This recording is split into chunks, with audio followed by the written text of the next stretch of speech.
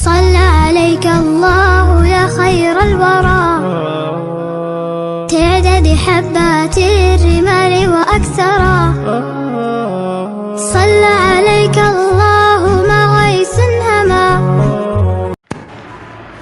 فإصلاحي خطبات د مفتی تقی عثمانی حفظه الله لسم جل کی دا واقعه ده. وی مفتی اعظم مفتی شفیع رحمه الله یو واقعه را نقل کړي چې مشهور فقيه محدث او بزرگ حضرت عبدالله ابن مبارک رحمه الله چې کله وفات شنو یو چا د په خوب کې ولیدو تاسو دې وکړه الله تعالی در سره سم معامله وکړه دور ته ویل الله جل جلاله را سره ډېر د فضل او احسان معامله وکړه ډېر زیات نعمتونه را راکړه لیکن زما د کور مخې ته چې کوم لوار شیدو هغه ته الله جل جلاله لوی مقام او مرتبه ورکړه. کله چې دا کس د خوب نه را پاسېدو نو په زړه کې شوق را پیدا شو چې د دې لوار معلومات کوم چې دا څوک دی او څه کار کوي.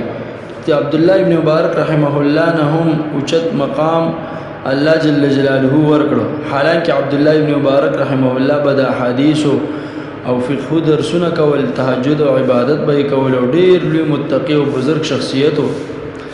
نو دا کس د دې لوار د تلاش کولو پسې ووتو. کله چې د عبدالله ابن مبارک رحمه الله محلې ته ورسېدو نو یقیني د هغه د کور مخې ته یو لوار کور خو هغه هم په نږدې ورځو کې وفات شوی و.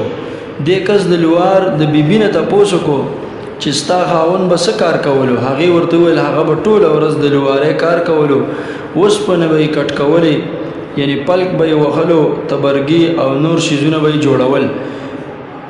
دې کس ورته وویل ما ته د هغه څه خاص عمل او خاصه هغه نیکي وښایه چې هغه کوله ځکه چې ما عبدالله ابن مبارک رحمه الله په خوب کې ولیدو هغه راته وویل چې الله جل جلاله دې لوهار ته زمانه هم اوچت مقام ورکړی دی. دی بیبي ورته د خاوند یعنی د لوار دوه عملونه بیان کړو چې په هغه کې دا دوه خصوصي کارونه او عادتونه وو. یو دا چې د ډېرې ستړیوالي په وجه د تهجدو په نه کولو افسوس کول او دویم دا چې د اذان په اورېدو سره سمدستي متصل د لوارۍ کار بندول. بیا د دې بیبي داسې تفصیل بیان کو چې کله به هغه ټوله ورځ د لوارۍ کار وکړو پلک به یې وهلو اوسپنې به یې کټ کولې. بیا چې به کور ته راغی نو ډېر ستړی به و چونکې زموږ سره نږدې د عبدالله ابن مبارک رحمه الله کور دی. هغه به د شپې تهجد دپاره راپاڅېدو تر سهاره پورې به خپل کور په چت باندې په عبادت مشغولو. کله به چې زما خاوند د عبدالله ابن مبارک رحمه الله په تهجد ولیدو نو ډېر ارمان به یې وکړو کاش ما ته هم دومره وخت میلاو شوی وی چې تر سهاره پورې مې تهجد کولې. حالانکه زه ټوله ورځ د لوارۍ کار وکړم سخت ستړی یم د ډېرې ستړیوالي په وجه بیا نشم را پاسېدی نو هغه به د ستړیوالي په وجه د تهجدو په نه کولو افسوس ښکاره کوو.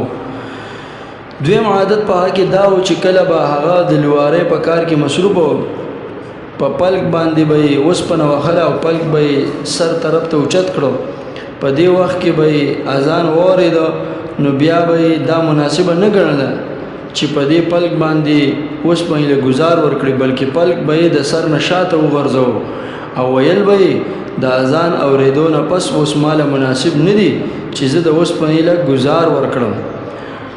دې کم کس چې دا خوب لیدلی و هغه چې دا خبره واورېده نو ویل الله جل جلاله چې د دې لوار مرتبه په عبدالله ابن مبارک رحمت الله علیه باندې اوچته کړې ده نو د دې وجه هم دا ده. محترم اوریدونکو تاسو واورېده چې د لوار هم حلال دی لوار هم د حلال کسب کولو لیکن چې کله به یا اذان واورېده نو بیا به یې مانځه ته ترجیح ورکوله نو ځکه الله جل جلاله دومره لوی مقام ورکړی و. لہذا د حلال رزق طلب کولو په وجه به فرضي عبادات یعنی منځ روژه زکات حج وغیره نشي پرېښودلی ځکه د حلال رزق ګټلو مرتبه د فرضي عباداتو نه پس ده. بل دا چې کسب کول یا حلال رزق ګټل د انسان د ژوند مقصود اصلي نه دی بلکې مقصود اصلي د الله جل جلاله عبادت او بندگی کول دي. خود دې سره سره به انسان حلال رزق هم ګټي. محترم د عزت دار و مدار په کسبونو نه دی بلکې په تقوا دی. په اسلام کې د عزت او ذلت دار و مدار په کسبونو نه بلکې په تقوا او پرهیزګارۍ دی.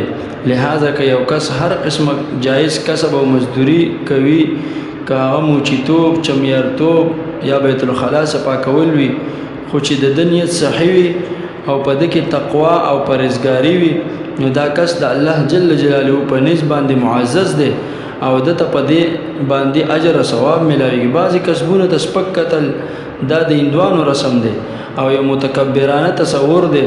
د اسلام حسن دا دی چې په دې کې هر هغه کسب قابل احترام دی چې هغه د حلال رزق ګټلو ذریعه وي، د خدمت خلق او ضرورتونو پوره کولو نیت پکې شوی وي، نو په داسې کسب باندې انسان ته ثواب هم ملاویږي.